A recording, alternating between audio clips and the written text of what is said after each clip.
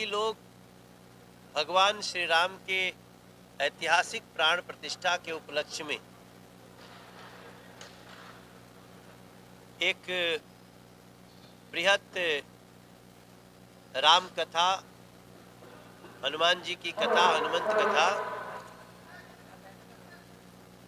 इसका आयोजन किए हैं। और 1 तारीख को 2 बजे से 1 फरवरी 2 बजे से धीरेन्द्र शास्त्री जी के श्रीमुख से ये कथा का प्रारंभ होगा।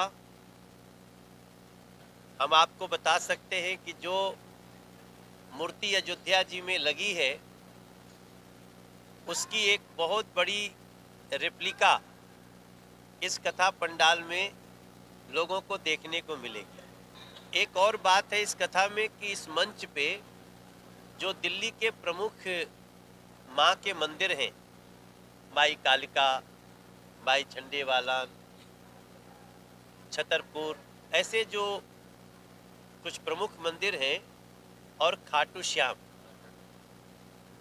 ये सब कुछ हम लोग यहाँ पे इस मंच पे आपको देखने को मिलेंगे। उनके भी स्वरूप रखे जाएंगे और ये कथा 3 दिन तक चलेगी। 1 फरवरी, 2 फरवरी और 3 फरवरी। सभी को आने के लिए हम प्रार्थना करते हैं। लोगों में कोई कंफ्यूजन ना हो, इसलिए मैं मीडिया के थ्रू बताना चाहता हूं कि यहाँ आने के लिए किसी पास की आवश्यकता नहीं है। यहाँ सबको निःशुल्क और बिल्कुल आराम से बैठने के लिए, हमें ये बात कहते हुए बड़ी अच्छा लग रहा है कि हम लोग अब तक देश का सबसे बड़ा पंडाल लगाए। ये टोटल इसकी चौड़ाई लगभग 260 फीट है। 2.5 लाख लोग तो इसके अंदर बैठेंगे, ऐसी व्यवस्था पहली बार हम लोग कर रहे हैं। 2 तारीख को जो पंडित धीरेन्द्र शास्त्री जी की, बागेश्वर बाबा के जो कृपा पात्र हैं, उनका जो दिव्य दरबार होता है वो 2 फरवरी को यहाँ पे 10 बजे से लगेगा।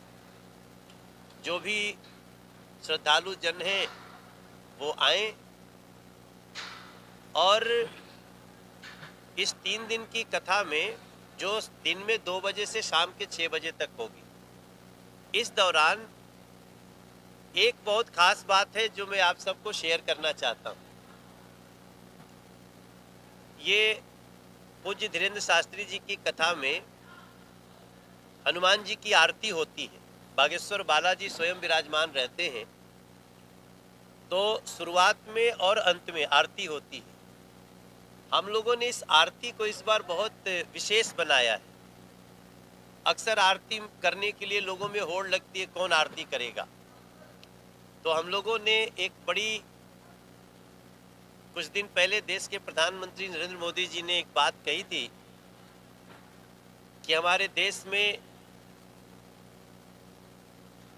एक जो, अगर जातियों में किसी को देखना है तो देखो गरीब, किसान, महिला और युवा। तो ये बात हमने आयोजन समिति को भी शेयर किया। तो पहले दिन आरती हमारे सिर्फ सफाई कर्मचारी करेंगे, सिर्फ सफाई कर्मचारी करेंगे। उनको हम सबसे पहले सम्मान देते हुए इस कथा की शुरुआत करना चाहते हैं। और फिर एक आरती सिर्फ किसान करेंगे। हम अपनी लोकसभा के अलग अलग गांवों से ऐसे 50 से 60 जो हमारे किसान भाई बहन होंगे, वो अपने वेशभूषा में गांव के वो आरती करेंगे। एक आरती सिर्फ महिलाएं करेंगी और एक आरती सिर्फ युवा करेंगे।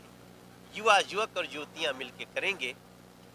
और इसके अलावे जो कि 3 दिन की कथा है तो 2 आरती और बचती है। एक आरती हम लोगों ने किया है कि हमारे इस क्षेत्र के जितने मंदिर हैं, सभी मंदिरों के पुजारी लोग करेंगे। और चूंकि इतने लोग हमारे कार्यकर्ता लगे हैं तो एक आरती तो उनका अधिकार है जो वो लोग करेंगे। और हम इस बार आरती बहुत गुरुजी से बातचीत हुई है कि अक्सर क्या होता है कि मंच पे आरती हो रही है तो बाकी लोग चुपचाप बैठते हैं। नहीं, हम मैक्सिमम लोगों के हाथों में आरती की थाल देंगे, जो जहां है वहां से आरती करे। और जब इस मंच पे 500 वर्षों बाद स्थापित हुए श्री राम जी की भी वो मूर्ति, वो तस्वीर होगी, तो हम समझ लेंगे कि कुछ दिनों के लिए अयोध्या जो है वो हमारी नॉर्थ ईस्ट दिल्ली लोकसभा बन रही है। इसके साथ साथ एक जानकारी और आप सबके लिए महत्वपूर्ण है कि इस कथा के दौरान कुछ बड़े कलाकार भी यहाँ पे अपनी हाजिरी लगाएंगे। तो हम भी उसी कला जगत से यहाँ तक पहुँचे हैं, तो हम तो बैठे रहेंगे, जब लोग कहेंगे गुरुजी कहेंगे तब हम भजन गा देंगे। लेकिन ये शीतल पांडे जी बहुत बड़े कलाकार हैं, खाटू श्याम बाबा के बहुत प्रसिद्ध गायक हैं। अमित धुल ये हरियाणा के बहुत बड़े सुपरस्टार हैं। इनके साथ हमने राम के हैं, राम के थे, राम के हैं, राम के हैं रहेंगे, ये गीत गाया है हम लोगों ने तीनों मिलके। इसके अलावे एक बहुत ही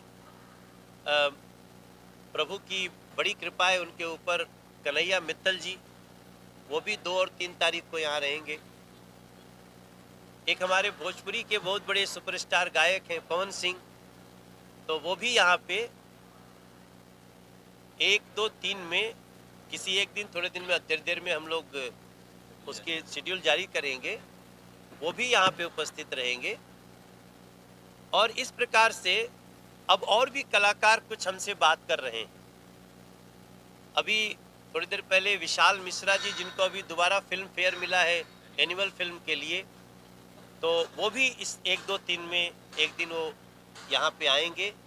और चूंकि कथा तो बागेश्वर धाम सरकार की है, इसलिए जब गुरु जी का वो एक भजन गा दो तो ये सब लोगों का एक न एक भजन सुनने को मिलेगा। तो हम लोग ये कोशिश कर रहे हैं कि कभी कभी ऐसा होता है गुरु जी के आने में आधा घंटा देर है, तो उस समय को भी हम सांस्कृतिक कार्यक्रम से, भजनों से जोड़ने के लिए अब योजनाबद्ध है। 4 रस्तों का आने जाने का तैयारी किया है, जिसमें एक तीसरे पुस्ते से जो एक नई झील बनी है, आप देखे होंगे, ये झील भी हमारे क्षेत्र के लिए एक बहुत बड़ी, यहाँ पहले झील नहीं होती थी।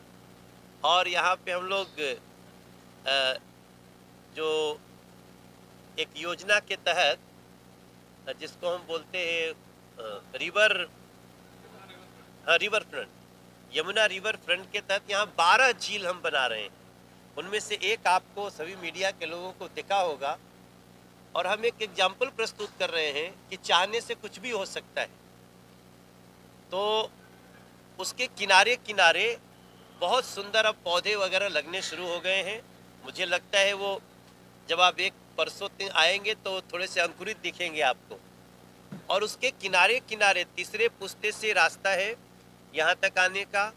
फिर सीधे ये जो एलिवेटेड रोड बन रहा है, यहाँ से सीढ़ी नुमा रास्ता हमने बना दिया है, जिससे एक रास्ता वो भी लोग अख्तियार करें। एक रास्ता हम 5वें पुस्ते से, पूरी जो सड़क के बीच में जर्जर थी उसको अच्छे तरह से बना करके तैयार कर दी गई है। और हम पार्किंग उसी साइड में रख रहे हैं। 5वें पुस्ते से जो आएंगे हम उसमें पार्किंग की व्यवस्था दे रहे हैं। हम लोग यहाँ अन्नपूर्णा की भी व्यवस्था किए। 20,000 लोगों को प्रतिदिन भोजन कराने की हम लोगों ने व्यवस्था की है। हम नहीं जानते हैं कौन कौन लोग उस अन्नपूर्णा का लाभ लेंगे, लेकिन अक्सर ऐसा देखा गया है कि ये पूज्य धीरेन्द्र शास्त्री जी की कथा में कुछ लोग आकर के रह जाते हैं।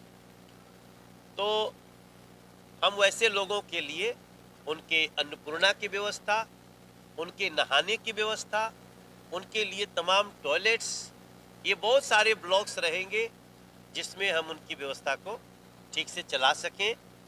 इसलिए सबको बताना चाहता हूं कि आपके बैठने, सुरक्षा की व्यवस्था सब बहुत अच्छी है। और इतने विशाल पंडाल के बाद भी हम लोग दरी बिछा रहे हैं, उसको क्या बोलते हैं, ग्रीन कारपेट। ग्रीन कारपेट, वो बिछाएंगे, क्योंकि मुझे लगता है आज से मौसम बहुत सुहाना हो गया है। जैसा घर में हम लोग 16-17 पे एसी चलाते हैं, वैसे हम मौसम पा रहे हैं।